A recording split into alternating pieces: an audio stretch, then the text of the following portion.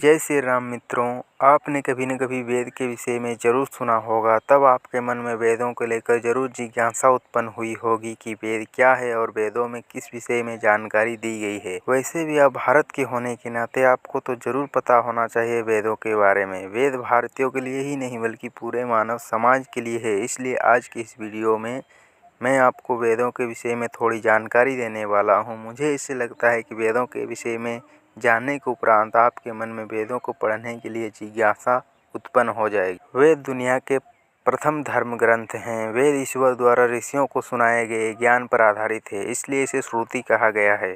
सामान्य भाषा में वेद का अर्थ होता है ज्ञान। वेद पुरातन ज्ञान विज्ञान का अथाह भंडार है। इसमें मानव की हर समस्या का समाधान है।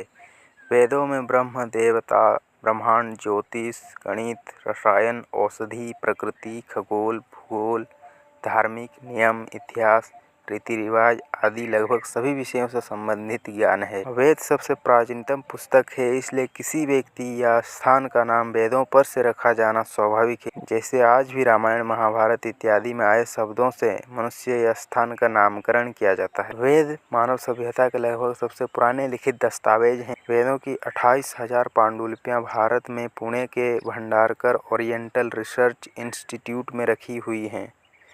वेद 4 हैं: ऋग्वेद, यजुर्वेद, सामवेद और अथर्ववेद। आइए एक एक करके इन वेदों के विषय में जानते हैं। ऋग्वेद। ऋग्वेद सबसे पहला और सबसे पुराना वेद है जो पद्यात्मक है। इसके 10 मंडल में 1028 सूक्त हैं, जिसमें 11,000 मंत्र हैं। इस वेद की 5 शाखाएं हैं: साकल, आश्वलायन, मांडुक्य, संखायन एवं वासकल। इसमें भौगोलिक स्थिति और देवताओं के आवाहन के मंत्रों के साथ साथ और भी बहुत कुछ है। ऋग्वेद की ऋचाओं में देवताओं की प्रार्थना, स्तुतियाँ और देवलोक में उनकी स्थिति का वर्णन है। इसमें जल चिकित्सा, वायु चिकित्सा, सौर चिकित्सा, मानस चिकित्सा और हवन चिकित्सा आदि की भी जानकारी मिलती है। ऋग्वेद के 10वें मंडल में औषधि सूक्त यानी दवाओं का जिक्र मिलता है। इसमें औषधियों की संख्या 125 के लगभग बताई गई है, जो कि 107 स्थानों पर पाई जाती है। औषधि में सोम का विशेष वर्णन है। ऋग्वेद में च्यवन ऋषि को पुनः युवा करने की कथा भी मिलती है। यजुर्वेद।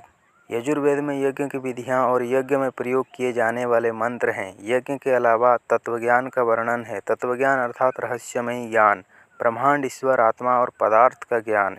यह एकमात्र ऐसा वेद है जो पद्य एवं गद्य दोनों ही भाषा में लिखा गया है। इसमें यज्ञ की असल प्रक्रिया के लिए गद्य मंत्र हैं। इस वेद की 2 शाखाएं हैं, शुक्ल और कृष्ण। शुक्ल यजुर्वेद की प्रधान शाखाएं माध्यन्दिन तथा काण्व हैं।